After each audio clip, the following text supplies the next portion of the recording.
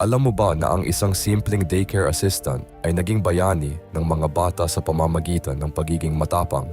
Si Maria, bagong dating sa bansa, ay nagtatrabaho sa isang daycare para sa kanyang mga magulang. Pero nakita niya ang nakakatakot na totoo. Kulang ang mga guro. Naiiwan mag-isa ang mga bata ng ilang oras at pinabago ng mga boss ang mga record para hindi mahuli ng gobyerno. Nakita niyang nasaktan ang mga bata, hindi napapakain at hindi natututo ng maayos.